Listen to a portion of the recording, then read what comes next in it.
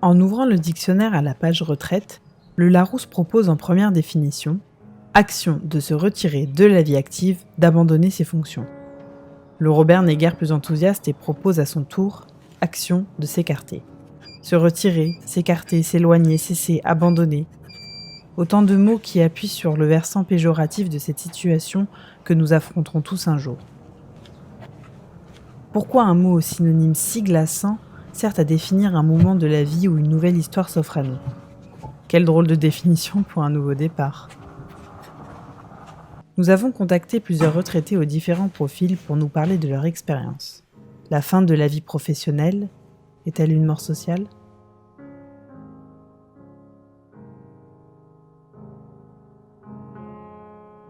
Le premier jour s'est fait à l'association MJC Mercœur dans le 11e arrondissement de Paris. Nous y avons rencontré Elisabeth, 67 ans, une ancienne consultante en entreprise qui tient également une galerie d'art depuis 2002. Odile, 64 ans, anciennement DRH dans les ressources humaines, et Jocelyne, 67 ans, ancienne enseignante de l'éducation nationale. Toutes trois ont en commun le bénévolat qu'elles exercent dans plusieurs associations, dont la MJC Paris-Mercœur, où elles donnent des cours particuliers à des enfants en difficulté. Quand on parle d'un fardeau, par exemple, je pourrais te dire, le sac que tu portes sur ton épaule, c'est un fardeau pour toi. Tu comprends? Ça veut dire que ça te pèse sur l'épaule, c'est très lourd un fardeau. Ah, c'est pas facile de prendre sa retraite, hein. Moi je peux vous le dire. Hein. Faut changer de pied, quoi. Faut changer de rôle dans la société. C'est une étape dans la vie. C'est une page, on tourne une page et puis on en ouvre une autre. Je ne pensais pas que j'allais mal vivre le passage à la retraite. C'est quelque chose qui est arrivé naturellement. Hein. Nous n'avions pas de plan bien précis, mais en tout cas, ce qu'on voulait, c'était continuer à être actif à 100%, on va dire. Hein. Chaque minute est utilisée au maximum hein, dans notre vie. Hein, donc, les moyens financiers le permettent aussi. C'est ce qu'il faut peut-être aussi reconnaître. À la retraite, on fait ses choix, on décide. Ça, j'ai envie de faire, ça, j'ai pas envie. Ça, je veux m'impliquer beaucoup, ça, je veux m'impliquer moyennement, ou ça, je veux pas m'impliquer du tout.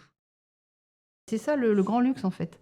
C'est de pouvoir, si on est évidemment en forme, pas malade, pas de maladie grave, c'est d'avoir ce choix de décider, on fait ça ou on le fait pas. On tourne une page et puis on en ouvre une autre. Mais on en ouvre une autre à 60 ans, quoi. On n'en a pas 25 ni 30. Donc ça change tout.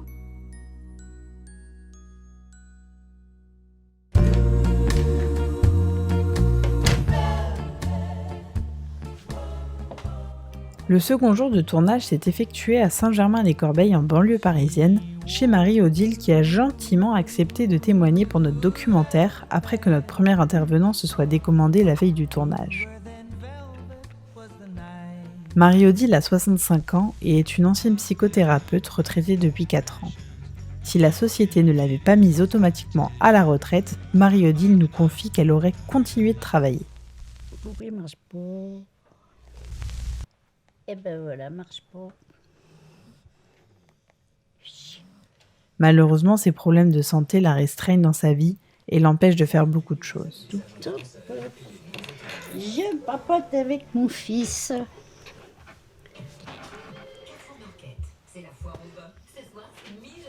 Des cadeaux de Noël de mes enfants et de leur papa. Ce jour-là, Marie-Odile recevait une amie qui lui rend régulièrement visite, ce qui lui permet de passer un peu de bon temps en bonne compagnie.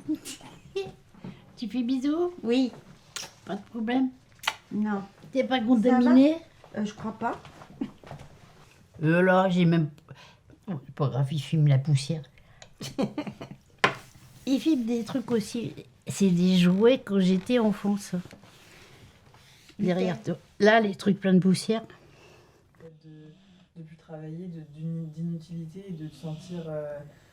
de pas te sentir qu'on est en trop, mais qu'est-ce que je fais? Est-ce que De me sentir complètement inutile, ouais. Totalement. Moi, aujourd'hui, je ne le suis pas. Donc, ces moments-là, je les prends, je les mets au chaud. Mais ouais, ta réponse, c'est ouais, totalement. Ouais. Mais je ne le suis pas, j'ai qu'à sortir dehors, je peux être utile. On est inutile par rapport à des normes. Mais si on veut être utile, on va dans la rue. Il y a des gens dans la rue qui ont besoin de nous en permanence. Hein. L'inutilité, ça se cultive aussi. Il n'y a pas besoin de pouvoir porter 200 kilos comme je peux plus faire pour être utile. Tu vas dans la rue, tu vois quelqu'un, tu lui souris, c'est utile.